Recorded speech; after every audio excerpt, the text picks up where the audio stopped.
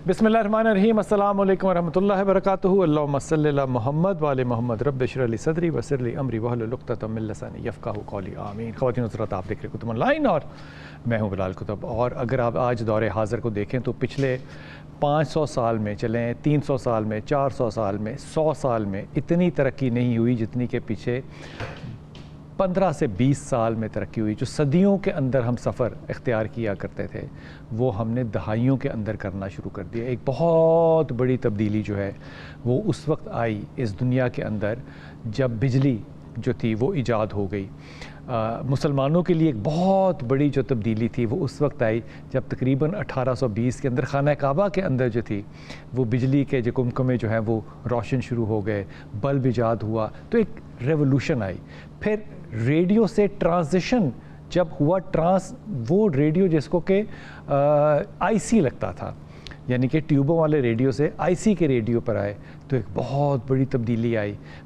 फिर वो टेलीविज़न पाकिस्तान के अंदर लोगों ने 60 और 60-70 की दहाई में देखा, जहाँ पे कि आप ऊपर एरियल जो है वो लगाने जाते थे, फिर केबल्स आ गई। एक एवोल्यूशनरी प्रोसेस था जो इस सारे दुनिया को जिसने अपने अहाते में लिया।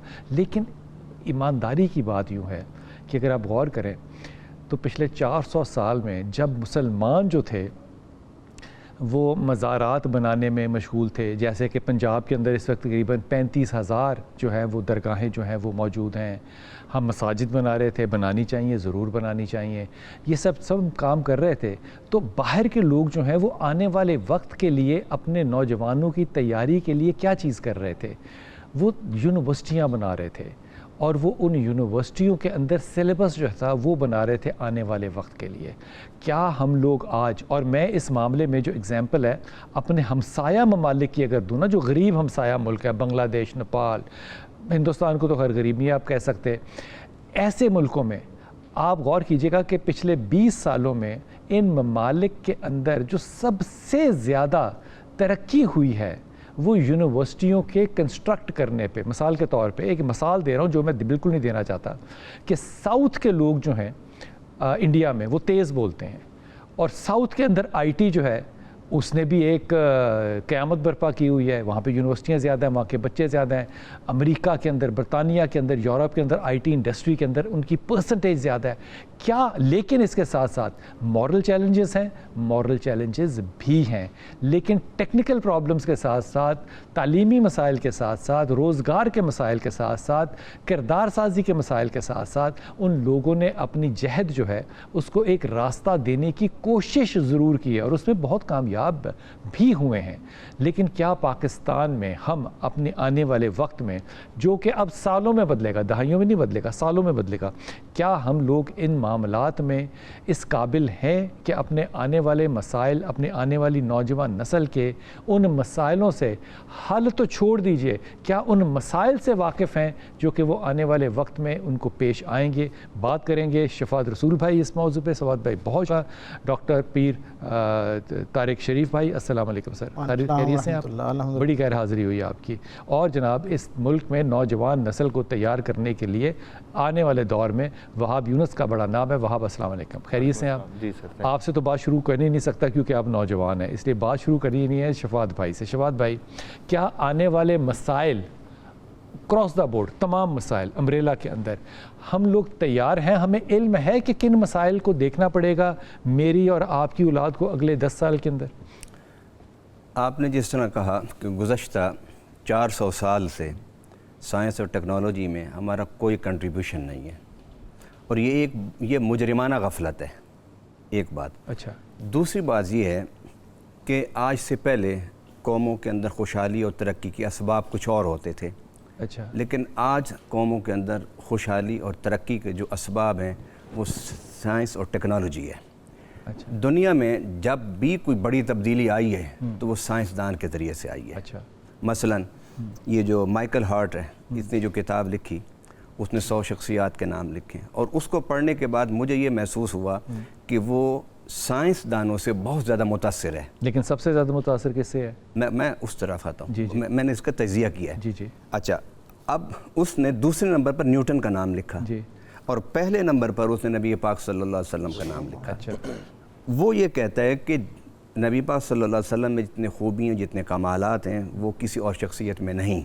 وہ تجزیہ کرتے ہوئے کہتا ہے کہ دنیا کے فاتح تھے لیکن ان کی فتوحات بعد میں ختم ہو گئے. جس طرح چنگیز خان تھا لیکن حضور صلی اللہ علیہ وسلم کے زمانے میں یا آپ کے ساتھیوں نے جو فتوحات کیں وہ آج بھی وہاں پر اسلامی ریاستیں ہیں, مسلمان آباد ہیں, چاند ایک کے علاوہ چاند ایک میں آ گیا. یورپ میں اسلامی ریاست جتنے جگہ یہ ایک اسپین کا حصہ آپ چھوڑ دیں, باقی سارے مسلمانوں کے اس وقت زیر انتظام ہے. اسلامی ریاست ہے, زیر انتظام, مسلمانوں کے زیر انتظام. رشیا مسلمانوں کے زیر. کون؟ رشیا.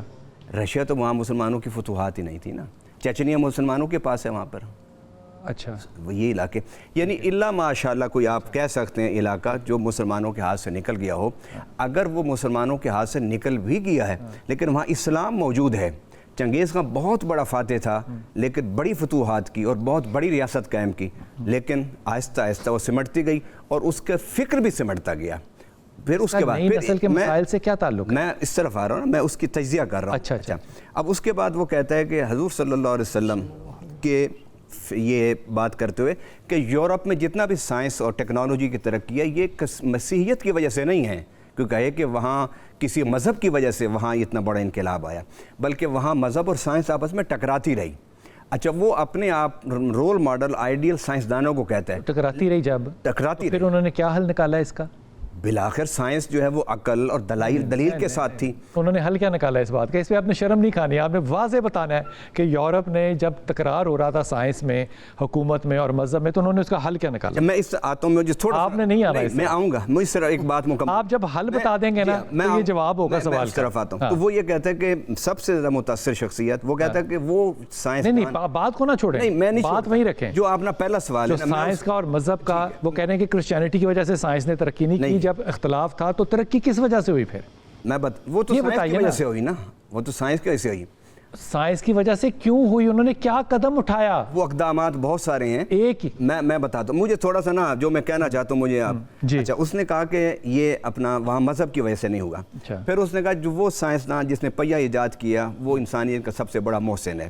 اس کے بعد رابرٹ برادرز نے پھر یہ جہاز ایجاد کیا, دنیا میں فاصلے سمٹ گئے. پھر یہ مواصلات جس کی آپ نے بات کی ہے, ریڈیو ٹی وی, اس کی وجہ سے. اور اب صدیوں میں تبدیلی نہیں آئے گی, اب لمحوں میں تبدیلی آئے گی. وہ کہتے ہیں کہ میں نے نبی صلی اللہ علیہ وسلم کو دیگر کمالات اور خوبیوں کے ساتھ ساتھ یہ بھی دیکھا ہے کہ اسلام جو ہے وہ عقل اور سائنس سے نہیں ٹکراتا. جتنی بات قرآن نے سائنس کی اور تعقل کی, تفکر کی, تدبر کی بات کی ہے, اور تسخیر کائنات کی بات, تسخیر کائنات کا دوسرا معنی تو سائنس اور ٹیکنالوجی ہے نا.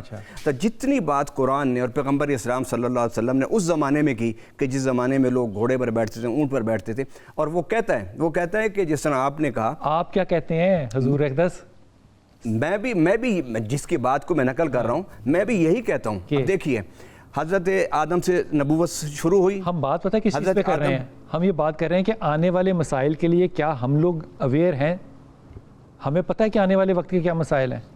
یہ ساری آپ آدم تک پہنچ گئے. یہ ساری گفتگو اسی لیے ہے نا کہ گزشتہ 400 سال سے جو کام ہم نے کرنا تھا وہ ہم نہیں کام کر. وہ کیا تھا کام؟ وہ سائنس اور ٹیکنالوجی تھی. آپ کو لیبارٹریز میں بیٹھ کے تجربات کرنے تھے, آپ کو ریسرچ سینٹروں میں بیٹھ کے ریسرچ کرنی تھی. ہم نے کیا کرنا؟ ہم نے کیا کیا؟ پھر ہم نے کچھ بھی نہیں کیا. نہیں, بڑا کچھ گزشتہ 4 وہ جو کیا وہ تو قابل تعریف نہیں نا. وہ آپ نہ ہم سنا سکتے ہیں قوم کو, تو ہمارا ایک شرمندہ باپ ہے. وہ شرمندہ باپ سامنے رکھیں. ٹروتھ اینڈ ریکنسیلیشن ہوتا ہے نا بھائی جان. دیکھیں, سچ بولیں گے تو ریکنسائل کریں گے نا. ہماری جو موجودہ پوزیشن, چادر نہیں ڈالیں, امت مسلمہ کی موجودہ پوزیشن ہے وہ اس بات کو واضح کر رہی ہے کہ ہم غفلت میں رہے ہیں. اور صرف غفلت میں نہیں بلکہ دینی غفلت.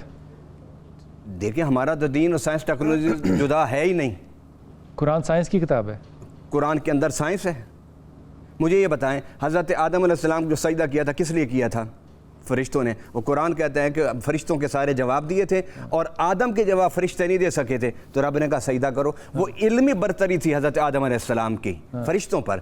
یہی بات تو اسلام سمجھاتا ہے. اور مائیکل نے بھی یہ کہا کہ علمی برتریت حاصل کرو. علمی برتری حاصل ہونی چاہیے قوم کو. سائنس اور ٹیکنالوجی ہم نے نہیں کی اور آج تک ہم نہیں کر رہے. آنے والے وقت میں ایک بات آپ کو بتاؤں, کہتے ہیں 24 کروڑ آبادی ہے. گزشتہ دنوں میں ادھر شناختی کارڈ کے دفتر میں کسی کام کے لیے گیا. میں نے وہاں پوچھا کئیوں سے کہ آپ کا پاسپورٹ کہنے کے نہیں ہے. میں شناختی کارڈ اب بنانے آئے. تو میں حیران ہوا کہ اتنے لوگ جو ہیں 25 سال کے 24 سال کے ان کے شناختی کارڈ نہیں بنے ہوئے, ان کے پاسپورٹ نہیں بنے ہوئے. اس کا مطلب ہے کہ جو ہمارے پاس ایک ڈیٹا موجود ہے اس کے مطابق تو ہم 24-25 کروڑ ہیں. میں نے وہاں امیجن کیا کہ ہم 25 کروڑ نہیں ہیں, ہم زیادہ ہیں, ہم لوگ 30 کروڑ کے قریب جا چکے ہیں. کارڈ ہی نہیں ہے. اچھا نتیجہ کیا ہے کہ غربت ہے, افلاس. اور وہ کیوں ہے غربت و افلاس؟ کہ ہم نے صحیح ڈائریکشن میں کام نہیں کیا اور آج تک نہیں کرنے کے لیے تیار. ہم وہ صحیح ڈائریکشن کون سی ہے جس میں آپ علم اور سائنس کی طرف آنا ہوگا. علم اور سائنس کی طرف آئیں سر. علم اور سائنس کی طرف ہم کیوں نہیں آئے؟ بسم رب محمد کریم علیہ الصلوۃ والتسلیم. سب سے پہلے تو یادآوری کا شکریہ. اور آج کا عنوان بڑا دلچسپ اس حوالے سے ہے کہ اگر اس پہ صحیح جسے کہتے ہیں نا ٹو دا پوائنٹ بات ہو تو شاید کوئی ہم نتیجہ خیز نتیجہ لے کے اور ایک جسے کہتے ہیں نا ایک فوڈ فار تھاٹ لے کے آئندہ کا لاہ عمل لے کے یہاں سے اٹھیں اور ہمارے سامعین و ناظرین تک بھی یہ بات پہنچے. سب سے پہلے تو ہمیں یہ سمجھنا چاہیے کہ رسول اللہ صلی اللہ علیہ وسلم اور آپ کے لائے ہوئے نظام کے حوالے سے جو بات ہوئی ہے, میں یہ سمجھتا ہوں حضور کی زندگی کا سب سے بڑا اعجاز اور کمال یہ ہے کہ آپ ایک ایسا نظریہ دے کر گئے ہیں جو خالصتاً علم کی ترویج کا نظریہ ہے. رسول اللہ صلی اللہ علیہ وسلم کے مزاج کا سب سے اساسی حوالہ یہ ہے کہ آپ اپنے سے پہلے کا سارا خیر جو تھا وہ علم کی شکل میں تھا, آگہی کی شکل میں تھا, تاکہ اچھے رسوم و رواج کی شکل میں تھا. اللہ کے رسول صلی اللہ علیہ وسلم اس کو بھی انڈورس کرتے ہوئے نظر آتے ہیں, اس کی تائید کرتے ہوئے نظر آتے ہیں, بلکہ ایک درجے پہ جا کے اس کا جو خیر ہے اس کی سرپرستی کرتے ہوئے نظر آتے ہیں. اور نہ صرف اپنے زمانے تک کے خیر کے لیے بلکہ آئندہ کے آنے والے جو خیر ہیں ان کے لیے بھی اتنی کشادگی کے ساتھ نہ صرف دروازہ کھولتے ہوئے نظر آتے ہیں بلکہ آپ کے اور میرے لیے پیغام یہ دیتے ہیں. میں عرض کرتا ہوں میرے کریم آقا صلی اللہ علیہ وسلم کا حال یہ ہے کہ رسول اللہ صلی اللہ علیہ وسلم دنیا سے تشریف لے جانے سے 3 دن پہلے اپنے اصحاب کو اکٹھا کرتے ہیں اور ایک بڑی خاص بات ان کو پہنچائی جاتی ہے. اللہ کے رسول صلی اللہ علیہ وسلم کا ایک یک سطری پیغام ہے, ون لائنر پیغام, جو آپ کے لیے, میرے لیے اور ہم سے بہت سالوں صدیوں بعد آنے والے لوگوں کے لیے بھی اس کے اندر ویسی تازگی اور رہنمائی موجود ہے. میرے کریم آقا نے کہا ہر خیر میری سنت ہے, ہر خیر میری سنت ہے. اس کا کیا مطلب سے لیو؟ جی بے شک اس کا مطلب یہ تھا. اور پھر آپ یہ دیکھیں نا میرے کریم آقا صلی اللہ علیہ وسلم کا معاملہ تو یہ ہے کہ جب آپ خیر جو ہے وہ لے جاتے ہیں, حضور جب ٹیکس فری زون بنایا جاتا ہے مدینے کے اندر, جی بے شک علم سب سے اساسی حوالہ ہے خیر کا. خیر کا ایک بہت بڑا جو حصہ ہے وہ علم کے ذریعے سے انسانوں تک, اخلاق خیر کا حصہ, اخلاق بھی یقیناً خیر کا حصہ. میں عرض کروں میرے کریم آقا بھی آپ نے پوچھا نا کہ مثال سے واضح کریں, رسول رحمت مدینہ کے اندر موجود ہیں اور ٹیکس فری انسانی تاریخ کا پہلا ٹیکس فری زون قائم کرتے ہیں. ٹیکس فری زون میں ان کے لیے فیسیلیٹیشن کرنے کے بعد پہلی بات پتہ کیا کرتے ہیں؟ حضرت بلال حبشی اور ایک اور صحابی حضور کے حضرت ابو دردہ رضی اللہ تعالیٰ عنہ, ان دونوں کی ذمہ داری لگاتے ہیں کہ آپ نے وہاں جا کر گھومنا پھرنا ہے اور دیکھنا ہے کہ جو مختلف دوسرے قبائل کے آئے ہوئے لوگ ہیں ان میں کوئی آدمی ذی علم ہے, کوئی ایسا شخص ہے جس کے پاس کوئی علم یا فن موجود ہے, تو اسے میری طرف سے میزبانی کی دعوت دینی ہے, اس کو میرے پاس بلا کے لانا ہے. رسول اللہ صلی اللہ علیہ وسلم تک یہ خبر پہنچتی کہ کسی قبیلے کا ایسا شخص آیا ہے جو کسی خاص علم کے اندر, فن کے اندر مہارت رکھتا ہے, تو حضور اس کی ضیافت فرماتے, مسجد نبوی میں اس کو اس جگہ پر بٹھاتے جہاں خود حضور تشریف فرما ہوتے, اور حضور اصحاب کے ساتھ بیٹھ کر اس سے اس کے جو جس فن میں اس کی مہارت ہوتی, جس علم میں اس کا ایک شہرت ہوتی, اس کے حوالے سے اس سے سوالات کرتے اور تبادلہ خیال کرتے اور پھر اس گفتگو کے نتیجے میں جو علم پہنچتا اس کو رائج فرماتے. عالم جو وہاں پہ بیٹھتا تھا جہاں پہ رسول پاک صلی اللہ علیہ وسلم بیٹھتے تھے, کیا وہ پہلے اس کو کلمہ پڑھاتے تھے؟ قطعی طور پہ نہیں. حضور آپ یہ دیکھیں نا, حضور کے پاس تو ایسے اشخاص بھی آئے کہ جو حضور سے اس ضیافت کی ملاقات جس میں علم کی کیپیسٹی میں اس کو عالم کی کیپیسٹی میں بٹھایا جا رہا ہے, اس سے پہلے وہ حضور کے خلاف جنگوں میں بھی شریک ہونے والا آدمی ہے. کئی لوگ ایسے ہیں جو اس کے بعد بھی حضور کے سامنے تلوار لے کر آئے, لیکن اللہ کے رسول نے ان کو علم کی بنیاد پر وہ عزت عطا کی کہ جس کے لیے اصحاب بھی جو آپ دیکھ سکتے ہیں. ایک شخص ہے ہمارے ہاں تو نہیں, برطانیہ کا ایک شخص تھا مارٹن لینگس, اس نے رسول پاک صلی اللہ علیہ وسلم پہ کتاب سیرت پہ لکھی, اور ہم جب اس کتاب کو پڑھتے ہیں تو لائف آف محمد بریکٹ کے اندر لکھا ہوا فرام دا اوریجنل سورس, بڑی اتھینٹک کتاب ہے, لیکن ہم اس کو کبھی بھی حوالہ اس لیے نہیں بناتے کیونکہ ہم کہتے ہیں اس کا نام مارٹن لینگز لکھا ہوا. اب یہ جو معاملہ ہے جو طارق صاحب فرما رہے ہیں, پیر صاحب نے فرما دیا کہ اللہ کے رسول تو بٹھاتے تھے ان کو اپنی جگہ پہ اور ان سے علم سیکھتے تھے, یہ سنت رسول پھر ہم نے چھوڑی اور علم ہم سے چھوٹا. لیکن اس بات کا جواب ابھی بھی میں نے لینا ہے کہ اگر یورپ نے ترقی کی ہے اور انہوں نے مذہب اور سائنس کا تکرار پیدا نہیں کیا جو کہ ہم نے 400 سال سے کیا ہے, تو انہوں نے کن اقدام کی پیروی کی؟ وقفہ لیتے ہیں, واپس آتے ہیں.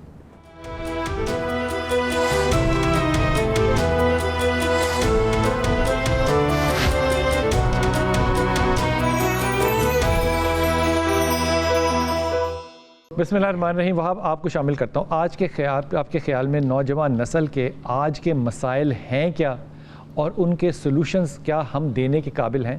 پہلے تو اس طرف آجیے، آج کی نوجوان نسل کے آئندہ 10 سال میں آنے والے مسائل ہیں کیا؟ بسم اللہ الرحمن الرحیم جی، فرسٹ آف آل شکریہ آپ کا بلانے کا.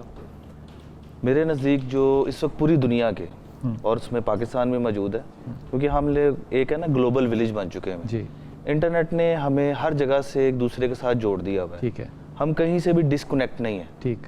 سب سے بڑا جو مسئلہ آنے والے ٹائم میں ہمارے نوجوانوں کا اور ورلڈ وائڈ جو بننے جا رہا ہے وہ اے آئی کا بننے جا رہا ہے. ٹھیک.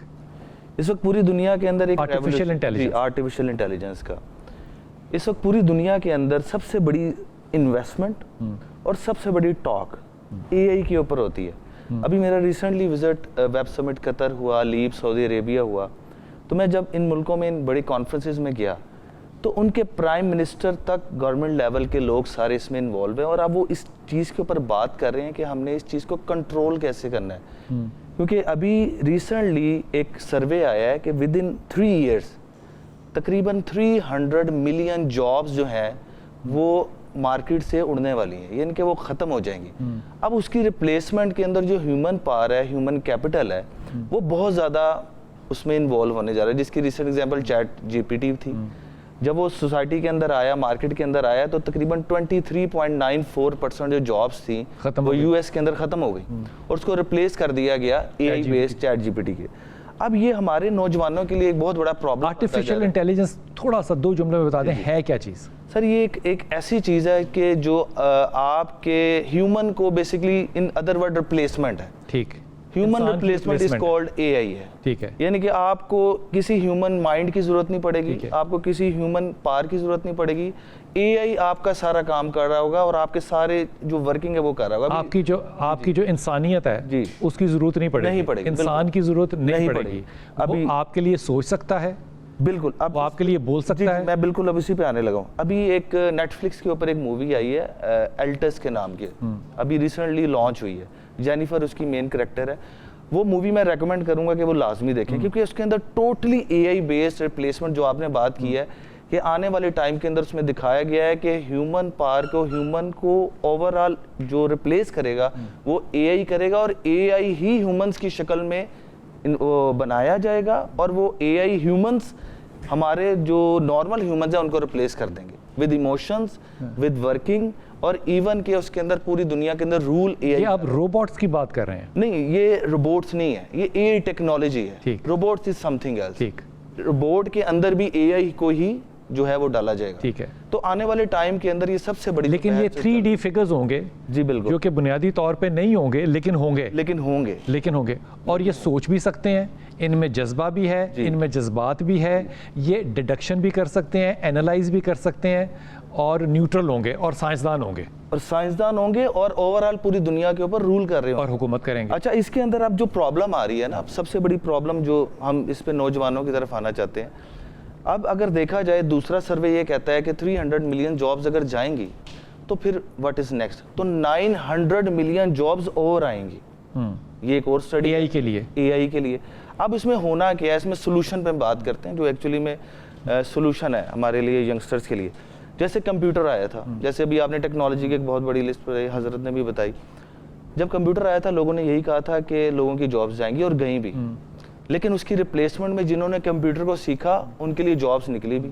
اسی طریقے سے ہماری یوتھ کو اس وقت سکلز پہ کام کرنا ہے، جو کہ big data, artificial intelligence, robotics, اور اس کی جتنی بھی الائڈ جو ہے کلاؤڈ کمپیوٹنگ ہوگی، ایک بہت بڑی رینج ہے، ویب 3.0 ہو گئی، ان ساری ایمرجنگ ٹیکنالوجیز انہیں کہتے ہیں. ان کے اوپر ان کو کام کرنا پڑے گا اور اس کو سیکھ کے آگے آنے والے ٹائم کے اندر اپنے آپ کو سسٹین کرنا پڑے گا. ادروائز نیکسٹ 5 ایئرس کے اندر تمام ریپلیسمنٹ اے آئی بیس اور روبوٹکس ہونے والی ہیں. ریسٹورنٹس تک، ریسٹورنٹ کے اندر صرف ایک پرسن مانیٹرنگ کے لیے چاہیے ہوگا، باقی سارے کے سارے روبوٹ اور اے آئی جو ہے وہ آرڈر ڈیلیور کر رہے ہوں گے. اور اس کی میں نے ریئل ڈیمونسٹریشن لیپ جو ہوئی ہے ابھی ریسنٹلی سعودی عربیہ میں، اس کے اندر انہوں نے ایک پورا ایک سیٹ اپ بنایا ہوا تھا ریسٹورنٹ کا، اور اس کے اندر صرف ایک روبوٹ تھا جو کام کرتا تھا، اور آرڈر صرف آپ مشین پہ آ کے ہیومن آرڈر دیتا تھا. اور وہ ہمارے یہاں کتنی ایسے ادارے ہیں جو کہ اس کے لیے ہمارے 10 سال کے آنے والے بچوں کو تیار کر سکتے ہیں؟ دیکھیے ہمارے پاس اس وقت جو ہے نا گورنمنٹ آف پاکستان ایک پروجیکٹ ہے نیفٹیک کا، جو کہ ٹریننگز کے اوپر کام کرتا ہے.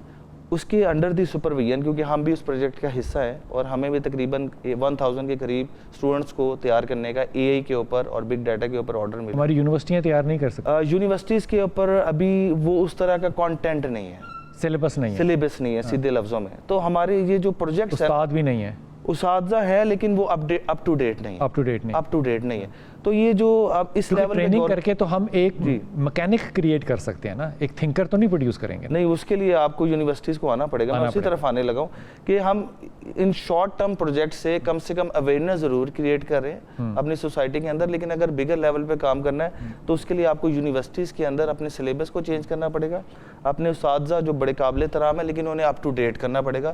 یہ بہت امپورٹنٹ ہے کیونکہ آگے اے آئی کو سمجھنے کے لیے گورنمنٹ کو بہت زیادہ انوالو ہونا پڑے گا. گورنمنٹ آف پاکستان کو چھوڑے پوری دنیا کی جتنی بھی گورنمنٹس ہیں وہ ساری اس وقت اپنی میجر پروجیکٹس کی جو انویسٹمنٹ ہے وہ اے آئی بیس کے اوپر کام کر رہے ہیں. ٹھیک ہو گیا. حضرت بڑے ادب کے ساتھ دیکھیے, وہ جب انہوں نے کمپیوٹر کا نام لیا نا تو میں اس کو وہاب کو نا کریکٹ کرنا چاہتا تھا کہ کمپیوٹر سے پہلے ٹیلی ویژن آیا تھا. تو جب ٹیلی ویژن آیا تھا تو میں نے وہ زمانہ دیکھا ہوا کہ مساجد کے باہر کھڑے ہو کے ٹیلی ویژن کو توڑا جاتا تھا اور اس آدمی کو ثواب دارین جو ہے وہ پیش کیا جاتا تھا کہ تو نے جو کفر ہے وہ اپنے گھر سے نکال دیا ہے. اب یہ جو آرٹیفیشیل انٹیلیجنس آ جائے گی نا علامہ صاحب, تو اس میں آپ ایک سامنے اپنے کھڑا جو ہے نا ایک فگر, ایک انسان کا پورا حلیہ جو ہے وہ پیدا کر سکتے ہیں. آپ اپنے طور پہ پیدا کر سکتے ہیں, وہ عورت بھی ہو سکتی ہے, وہ آدمی بھی ہو سکتا ہے. اب کیا ہم اس پہ یہ فتویٰ لگائیں کہ یہ حلال ہے کہ حرام ہے, اس عورت سے آپ کا شرعی کیا رشتہ ہے, کیا ان بحثوں میں جائیں گے یا واقعی آپ کے خیال میں مدارس سے لے کے یونیورسٹیوں تک اگلے آنے والے 20 سال میں ہم آرٹیفیشیل انٹیلیجنس کے لیے بچے تیار کریں گے؟ کرنے چاہیے, وہ بہت ضروری ہے. اور میں ان کو ہدیہ تبریک پیش کرتا ہوں کہ یہ آپ نے کہا موٹیویشنل سپیکر ہیں لوگوں کو, یہ پہلے مجھے ملے ہیں کہ جو مولویانہ باتیں نہیں کر رہے, علم اور سائنس اور فیوچر. مولویانہ باتیں انہوں نے بھی نہیں کی. میں بھی مولوی ہوں, میں ان کی بات کر رہا ہوں, میں اپنی بات کر رہا ہوں. وہ تو پیر ہیں, پیر صاحب ہیں, میں تو مولوی اپنے آپ کو کہہ رہا ہوں. اچھا, آپ دیکھیں ایک موٹیویشنل سپیکرز کی ایک کھیپ ہے. انہوں نے دیکھا کہ میڈیا نے چند مولویوں کو اٹھایا اور بڑی ان کو پروجیکشن ملی, بڑی ان کی پاپولیرٹی ہوگی. اب وہ ہر بندہ جو ہے وہ موٹیویشنل سپیکر ہو کے وہی باتیں کر رہا ہے جو ہم لوگ کر رہے ہیں, اور میں ایک نہیں تقریباً 2 کروڑ لوگ کر رہے ہیں پہلے سے ہی. ضرورت آج اس بات کی ہے, 2 چیزوں کی ضرورت ہے. اگر آپ اپنے قوم کو نوجوانوں کو موٹیویشنل سپیکرز آپ کو کاپی کر رہے ہیں, ہمیں کاپی کرتے ہیں. تاڈی خیر ہوئے, میں اپنی پرسنلی بات نہیں کر رہا. میں مجھے آپ علماء کو فالو اچھا مجھے آپ یہ بتائیں کہ آپ نے اس سے پہلے بھی موٹیویشنل سپیکر بلائے, وہ بھی وہی باتیں کر رہے تھے جو ہم کرتے ہیں, کوئی فرق نہیں ہے. اچھا, لیکن میں نے جب دنیا کو دیکھا تو دنیا کو دیکھنے کے بعد پاکستان کی ایک بڑی آبادی کو دیکھا, اور اس آبادی کی کھپت مجھے صرف 2 چیزوں میں نظر آئی. ایک انڈسٹریل انقلاب کہ یہاں صنعت کا جال بچھنا چاہیے, اس سے جو آپ کا کم پڑھا لکھا طبقہ ہے وہ اس کو وہاں روزگار حاصل ہوگا. اور دوسرا جو پڑھا لکھا طبقہ ہے, جس طرح ان نوجوان ساتھی نے کہا, آپ کو اس طرف آنا ہوگا. اور ہمارے ہاں آنے کی بات تو دور ہے, ابھی ہم لوگ سوچ ہی نہیں رہے. اب وہ بتا رہے ہیں کہ 1000 بندوں کو ٹریننگ دی جا رہی ہے, اور 26 کروڑ میں 1000 بندوں کو ٹریننگ, یہ بند کرو. نہیں, یہ کوئی منصوبہ بندی ہے؟ مجھے یہ بتائیں, ایک ہارٹ کا مریض ہے بیچارہ, اس کو پیناڈول دے رہے ہیں. ایک ادارہ ہے نا, سینکڑوں ادارے ایسے پاکستان میں ہیں, بننے چاہیے. میں کہتا ہوں ایسے ادارے بننے چاہیے, اور اللہ تعالیٰ ان کی کوششوں کو, اور ہماری حکومت جو اس نہج پر آپ اے آئی کے خلاف تو اچھا میں اس نہیں, میں بالکل خلاف نہیں. وہ ایک بچہ جو ہے وہ اے آئی کے اندر کہتا ہے کہ یہ خاتون ہے جو کہ میں نے کنسٹرکٹ کی ہے, میں نے بلڈ کی ہے, یہ میری طرح سوچتی ہے, لیکن اس کا کوئی دین سے تعلق نہیں. میرا خیال ہے کہ یہ حلال ہوگا حرام ہوگا, نہیں اس بات پہ میرا خیال ہے کیونکہ یہ آنے والے مسائل آنے ہیں نا, یہ مذاق تھوڑی ہے. دیکھیں آپ نے اس پہ فتویٰ لگانا ہے کہ جناب یہ کام ہی کفر ہے, ہمارے بچے 100 سال پھر پیچھے چلے جائیں. چلیے آپ مجھے بتائیں, جب جو ٹیلی ویژن توڑنے والے مولوی تھے, آج انہوں نے ٹی وی چینل نہیں بنائے ہوئے ہیں, ٹی وی چینل پر 24 گھنٹے بیٹھے ہوئے ہیں. 100 سال لگانا. اچھا, وہ کیوں کیا؟ 100 سال اس ملک کا آپ نے ضائع کیا. میں اس لیے تو کہہ رہا ہوں کہ ہمیں بلا تمہید آنا چاہیے اصل موضوعات کی طرف. اچھا, اگر ہم کہتے ہیں کہ حضور صلی اللہ علیہ وسلم نے یہ کیا سر آنکھوں پر, لیکن اس زمانے میں قرآن میں واضح لفظوں میں سائنس اور ٹیکنالوجی کا ذکر نہیں ہے، نہ حضور صلی اللہ علیہ وسلم کے احادیث میں ہے. ہم اس سے استنباط کرتے ہیں. ہمیں استنباط کر کے بغیر کسی تمہید کے یہ کہنا چاہیے کہ اگر ملک کو بچانا ہے اور نئی نسل کو آپ نے صحیح مثبت کام پر لگانا ہے تو صنعتی انقلاب کے لیے لاؤ سوچو اور سائنس اور ٹیکنالوجی کے لیے سوچو. دنیا میں جس ملک نے ترقی کی ہے وہ علم کی بنیاد پر، تحقیق کی بنیاد پر اور سائنس اور ٹیکنالوجی کی بنیاد پر اور صنعت کی بنیاد پر. باقی رہی اخلاقیات، وہ کس مذہب میں نہیں ہے. اخلاقیات کی ضرورت یہ ایک مسلم مذہب نہیں ہے وہاں اخلاقیات نہیں ہے جی، جہاں مذہب نہیں ہے وہاں اخلاقیات نہیں ہے. وہاں بھی ہیں اخلاقیات یہ مثال کیسی ہے؟ لیکن میں کہتا ہوں کہ اخلاقیات کی ضرورت ہے. دیکھیے یورپ میں بھی چند ایسے ممالک ہیں جہاں مجھے لے گئے، میں نے کہا میں اس کے بعد یہاں نہیں آؤں گا. کیوں؟ کیونکہ ان کی مورالٹی جو لیول تھا وہ بہت ڈاؤن تھا. ان کے بولنے کا طریقہ، ان کے گفتگو کا طریقہ، کچھ سیل پرچیز کا طریقہ. تو آپ تبلیغ کریں جا کے بجائے اس کے کہ یہ کہیں کہ میں نہیں آؤں. اصل میں یہ مزاج ہے ہی نہیں تبلیغ کا، علماء کا، جانے کی کہ میں نہیں آؤں گا. ہو گئی نا کہ جہاں ڈینائی کیوں کر رہے ہیں؟ نہیں، میں ان سے زیادہ تو اپنے ملک میں ضرور محسوس کرتا ہوں نا. کس چیز کی؟ ان کو سمجھانے کی. کس چیز؟ کیا سمجھانا؟ اخلاقیات کو بہتر کرنے کی. لیکن میں یہ کہتا ہوں سارے اب اخلاقیات پر نہ لگ جاؤ نا. اچھا، کچھ سائنس کی طرف بھی آؤ اور بتاؤ کہ ہم کنویں میں گر رہے ہیں، بس 2 قدم کا فاصلہ رہ گیا ہے، بچو اس سے، اس تباہی سے. اگر آپ مجھے آپ بتائیں ہمارے لیے سب سے بڑا مسئلہ جو ہے وہ ہماری آبادی ہے. یہ ایک بم ہم تیار کر رہے ہیں. اچھا. اور اسی کے نتیجہ یہ ہے جو آپ واقعات دکھاتے رہتے ہیں غربت کی بنیاد پر، افلاس. تو آپ نے فیملی پلاننگ کو بڑے کم عرصہ ہوا ہے نا کہ آپ نے اس کو جائز قرار دیا. پہلے تو وہ حرام تھی نا نہیں آپ کی نظر میں، تو وہ ایک وبال آ گیا. میں گزشتہ 20 سال سے فیملی پلاننگ کے حق میں باتیں کر رہا ہوں. آپ کو سنتا کوئی نہیں نا؟ کیا کیا جائے؟ جن کو لوگ سنتے ہیں ان کی مانتے تھے. فیملی پلاننگ حرام تھی. اچھا چلیے، پھر آپ نے 15 سال پہلے کہہ دیا کہ چلیں ٹھیک ہے اب لینا ہے مجھے وقفہ. تو یہ بڑا ضروری ہے، ٹائم لینا ہے تھوڑا سا اور واپس آتے ہیں. اور یہ غور کیجئے کہ جہاں جن ممالک میں، یہ واپس آ کے گفتگو کرنی ہے، جن ممالک میں سائنس اور ٹیکنالوجی کی ترقی کامیابی سے ہو رہی ہے اور وہ آنے والے وقت کے لیے تیار ہیں، کیا وہ اپنی اخلاقی اقدار کو پس پردہ ڈال چکے ہیں یا اخلاقی اقدار کو بھی انہوں نے زندہ رکھا ہوا ہے؟ واپس آتے بات کرتے ہیں.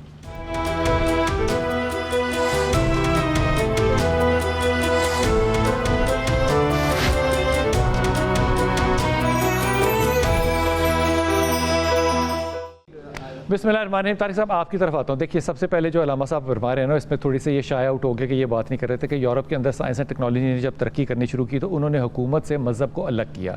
اس کے عوض میں جو چیز پیدا ہوئی وہ ویٹیکن تھا. انہوں نے کہا کہ جناب آپ اپنے اس 3 کلومیٹر کے حصے سے باہر نہیں نکلیں گے.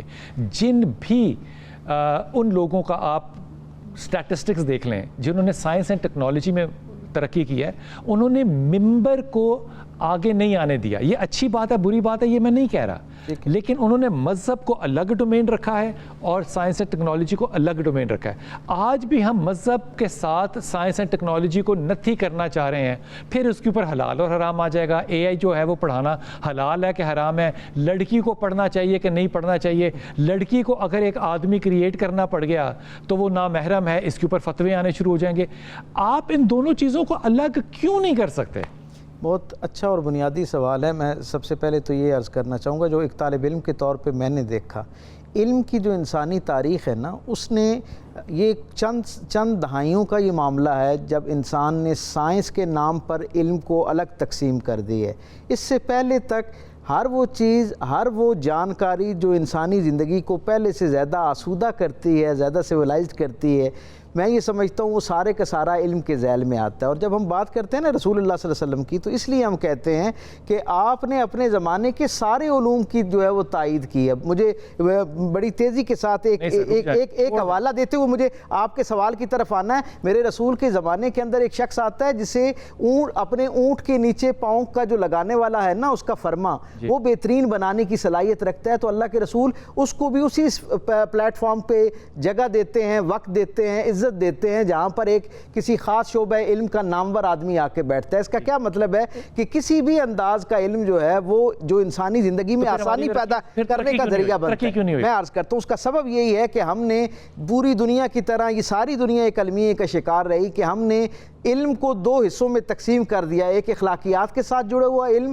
اور ایک جو ظاہری طور پر انسانی زندگی میں آسودگی لانے والا، جسے عرف عام میں ہم سائنس کا علم کہتے ہیں۔ آپ دیکھیں وہ دنیا کا حصہ جہاں پر سائنس نے پچھلے عرصے میں بہت زیادہ ترقی کی ہے، انہوں نے کیونکہ یہ سمجھ لیا کہ شاید ہمیں اخلاقیات کی ضرورت نہیں ہے، اس کے علم کی ضرورت نہیں ہے، دین اس کے اندر رکاوٹ نظر آتا ہے، انہوں نے دین کو جیسے ابھی آپ نے خود فرمایا لمیٹڈ کر دیا اور سائنس کے لیے جو اپرچونٹیز اور دروازے کھولنا شروع کر دیے۔ نتیجہ کیا ہوا؟ محدود تو کر دیا نا اس کو، انہوں نے آپشن کر دیا، آپشنل کر دیا، جس کا چاہے کرے۔ اس طرح کی سرپرستی لیکن نہیں یہاں پہ جس طرح دیکھیں باقی علم کی جہاں پہ آپ ایک گھوڑے کا شو بنانے والے کو عزت اور احترام دے رہے ہیں، وہاں پہ اس دور کے بعد آپ نے 400 سالوں میں جتنے سائنسدان پیدا کیے ان کو مذہبی بنیادوں پہ آپ نے سزائیں بھی دی، قیدیں بھی دی اور قتل بھی کیے۔ یہ جو ویسٹ کے اندر یہ دو الگ الگ اپنی بات کریں، میں اس کی طرف آ رہا ہوں، اس دنیا کا اجتماعی مسئلہ ہے نا، آپ اس کو مذہب اور علاقے کی بنیاد پہ تقسیم نہ کریں، صرف سمجھنے کے لیے ہم یہ مثال دیتے ہیں۔ ان کے یہاں معاملہ یہ، انہوں نے یہ سمجھا کہ یہ جو دین یا اخلاقیات کی تعلیم ہے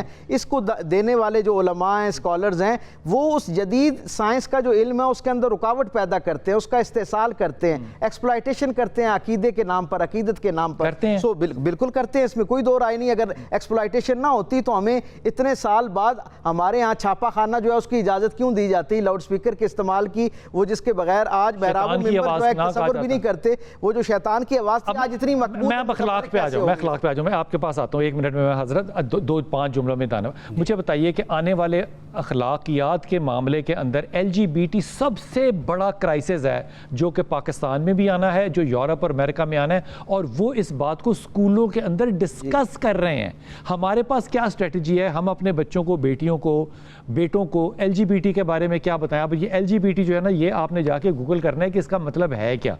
LGBT کے بارے میں جو بد کرداری اور بد تہذیبی جو برپا ہوگی، ہم فحاشی لفظ چلیں فحاشی ہر بھی جب کوئی نئی چیز اب کیا آئے گا؟ ہمیں فحاشی کا ڈر لگا، LGBT ٹھیک ہے، ہمیں فحاشی کا ڈر لگ جاتا ہے۔ ٹی وی آیا، LGBT سے نہیں ڈرنا، نہیں ڈرنا چاہیے، اس میں ڈرنے کی کون سی بات ہے؟ ایک بات میں ایک بات کرنا چاہتا ہوں، نہیں تسی اتھی رہنا ہے، اخلاقیات LGBT پہ رہنا ہے، آپ بات کو گول جلیبی نہیں بنانا نہ۔ کیا LGBT آنے والے وقت کے لیے خطرہ ہے، اور اگر ہے تو کیا ہماری تیاری ہے؟ مجھے نہیں لگتا کہ وہ خطرہ اس میں۔ میں آپ سے سوال کرتا ہوں، ریڈیو آیا تو ہمیں فحاشی کا خطرہ پڑا، ٹی وی آیا، ریڈیو ٹی وی سے کیا تعلق ہے یار؟ میں آپ سے فحاشی کی بات کر رہا ہوں نا، میں ٹی وی آیا تو بھائی فحاشی ہے، اس کو توڑ دو۔ ہر نئی ایجاد آنے پر ہمیں فحاشی کا خطرہ پڑا ہے، جس کی وجہ سے ہم نے 2 سال 3 سال 10 سال 20 سال قوم کے ضائع کیے اور فحاشی کا اسے اڈا اور مرکز کہا۔ پھر اس کے بعد پھر فحاشی ختم ہو گئی، پھر وہ سراپا دین بن گیا۔ دیکھیں ویسٹ کے اندر جو احتیاطی تدابیر کی جا سکتی ہیں۔ کے اندر پتہ ہے معاملہ کیا ہے اس وقت؟ وہ وہاں پر جو ڈیبیٹ جو بہت میں سمجھتا ہوں معتدل مزاج کے لوگ ہیں اور جو حقیقت پسندانہ تجزیہ کرنے کی صلاحیت رکھتے ہیں، وہ یہ کہتے ہیں کہ اگر اس کو فحاشی نہ بھی کہا جائے نا تو کم از کم اس کا یعنی سب سے بڑا نقصان اور چیلنج یہ ہے کہ یہ انسانی جو خاندانی نظام ہے اور معاشرہ ہے، جو گھرانہ ہے، اس کے لیے سب سے بڑا چیلنج اور رکاوٹ بننے جا رہا ہے۔ جب آپ اپنے اصل سماج کی جو اساس ہے، جب وہ اس کے لیے یقیناً یہ اس کے لیے دیکھیں نا، یہ بہت سامنے اور واضح رہنے والی چیز ہے، یا ہمیں کوئی شخص اس پر مطمئن کرے، ہمیں سمجھائے اگر ہمیں سمجھ نہیں آ رہی کہ یہ کس طرح گھرانے کی تقسیم اور ٹوٹ پھوٹ کا ذریعہ نہیں بنے گا۔ کمبائنڈ فیملی سسٹم تو چھوڑ دینا، کیونکہ علماء اس کے خلاف ہیں، وہ یہ چاہتے ہی نہیں ہے کہ کمبائنڈ فیملی سسٹم ہو۔ انہوں نے فتویٰ دیا ہے میں بیٹھ کے کہ عورت جو ہے وہ نکاح کرے اور الگ گھر دینا اس کا حق ہے۔ حضور مجھے بتائیں کہ یہ قوم لوط کون ہے؟ آپ کو ڈرنا ہے قوم لوط سے کہ نہیں ڈرنا؟ ہمیں ان سے ڈرنا ہے یا نہیں ہے، لیکن ہمیں اپنی نوجوان نسل کو آگاہ کرنا ہے کہ بھائی آپ اس کا حصہ نہ بنیں۔ یہ چوائس، اس کی وجہ یہ ہے کہ ان کا انجام تاریخ بھی یہ بتاتی ہے، اور جتنا الہامی ہمارے پاس ٹیکس ہے وہ بھی یہ بتاتا ہے کہ ان کا اپنے زمانے کے اندر جو کوئی بہت اچھا جو ہے وہ خیر پر ان کا انجام نہیں ہوا۔ LGBT کو جانتے ہیں آپ؟ مختصر جانتا ہوں، اتنا زیادہ ڈیٹیل سے نہیں جانتا میں۔ اس کا کوئی زیر زبر نہیں ہے؟ میں اس کا زیر زبر پتہ کیا ہے کہ آنے والے وقت میں لڑکا لڑکا نہیں ہوگا اور لڑکی لڑکی نہیں ہوگی، کوئی جینڈر ہوگا ہی نہیں، جینڈر لیس سوسائٹی ہو جائے، جینڈر لیس سوسائٹی ہوگی، سب انسان ہوں گے۔ اب سب انسان ہوں گے تو آپ پردے کا حکم کس پہ لگائیں گے؟ آپ حیا کا، محرم کا فتویٰ کس پہ لگائیں گے؟ آپ لوگوں کی تیاری ہونی چاہیے اس چیز پہ۔ میرا خیال یہ ہے کہ اگر آپ ان خطرات کی طرف بات کرنے کے بجائے اس بیچارے پاکستانی قوم کو سائنس کی طرف پہلے آنے تو دیں۔ پہلے LGBT پاکستان، میں اس کی بات نہیں کر رہا، اب میں بات کر رہا ہوں کہ سائنس کا LGBT سے کیا میں تعلق کہتا ہے؟ ہوں کوئی تعلق نہیں ہے، ہاں لیکن آپ آج کے موضوع کو جو بات کر رہے ہیں وہ یہ ہے کہ اس بیچاری قوم میں کوئی علم اور سائنس کی بات کریں، ان کو اس کی طرف لے کے آئیں. ہم دنیا سے پیچھے رہ گئے ہیں، ہم ہر لحاظ سے غربت کا شکار ہیں، ہمارے گھروں میں. اور اگر یہ قوم LGBT کی طرف چلی گئی پھر یہ قوم کیسے جائے گی؟ کیسے نہیں جائے گی؟ ہر علم کیسے نہیں جائے اچھا گی؟ چلیں ایک منٹ میں آپ سے پوچھتا ہوں، کیا شرم و حیا کی تعلیم ہم نہیں دے رہے؟ کیا قرآن میں حدیث میں نہیں ہے شرم؟ اگر وہ بے حیائی کا کام ہے جس طرح آپ بتا رہے ہیں تو اس کے لیے ہم کام کر رہے ہیں. ہم تو صرف اتنا ہی کام. آپ اپنی مسجدوں کو نہیں روک سکے، آپ اپنے مدارس کو نہیں روک سکے، آپ کون سا کام کر رہے ہیں؟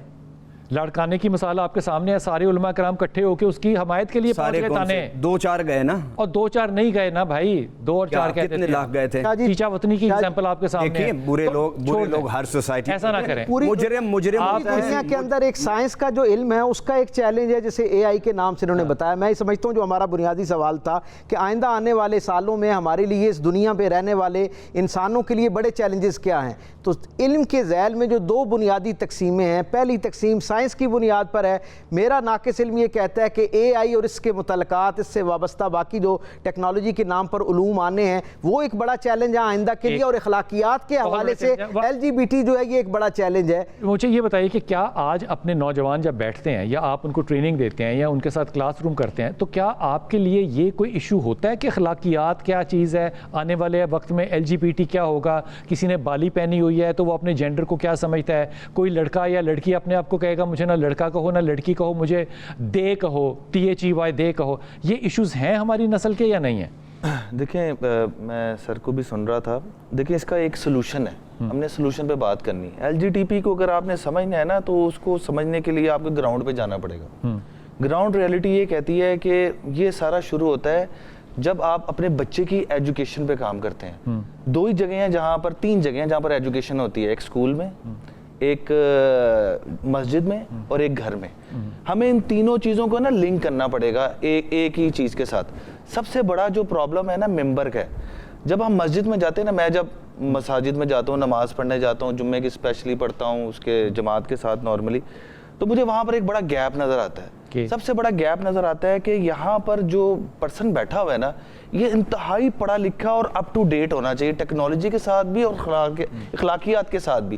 وہ وہاں پر ہمیں بالکل واقعہ سنائے حضرت عمر کے اور حضرت ابو بکر کے، حضور پاک صلی اللہ علیہ وسلم کے، وہ اس کا پارٹ ہونا چاہیے، اٹس پارٹ آف سلیبس. لیکن اس کے ساتھ ہی وہ LGBT کے اوپر بھی ہمیں ایک شرعی مسئلہ بتائے اور ساتھ ہی AI اور دوسری چیزوں کے اوپر بات کرے.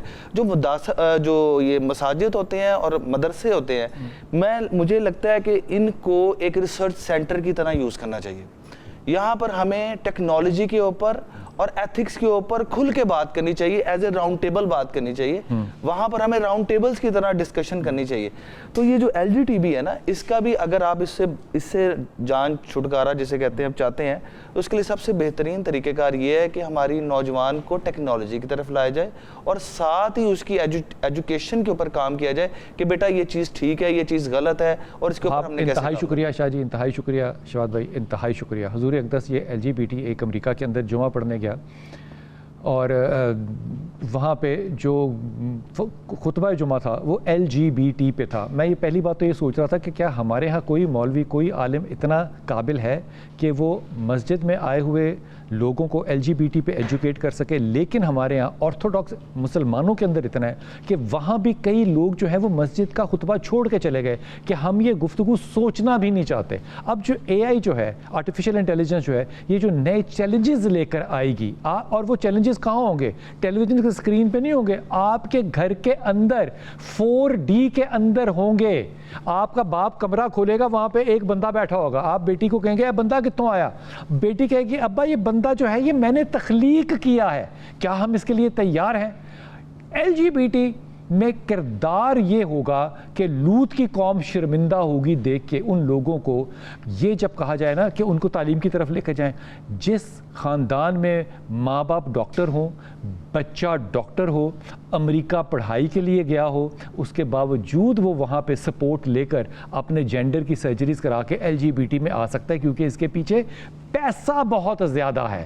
اب یہ LGBT کرتا کیا ہے؟ یہ کہتا ہے کہ آپ اپنے بیٹے کو نہ بیٹا کہیں گے نہ بیٹی کو بیٹی کہیں گے, آپ ان کو صرف انسانوں کے طور پہ کنسیڈر کریں گے, ان کا جو جی چاہے وہ ہوں. اس کا مطلب پتہ ہے کیا ہوتا ہے؟ اس کا مطلب یہ ہوتا ہے کہ کوئی گناہ, کوئی محرم, کوئی طبقہ ایسا نہیں ہوگا جو قوم لوط کو شرمندہ نہ کر رہا ہو. کیا ہمارے علماء, ہمارے استاد, ہمارے گھر والے ان معاملات کے لیے تیار ہیں؟ نہ وہ اخلاقیات کے اندر تیار ہیں اور نہ وہ ٹیکنالوجی میں تیار ہیں. ہاں, گفتگو ہم سارے کرتے ہیں. اپنی دعا میں یاد رکھیے گا, اللہ تعالیٰ آپ کو آسانی دے اور آسانی بانٹنے والوں میں سے رکھے.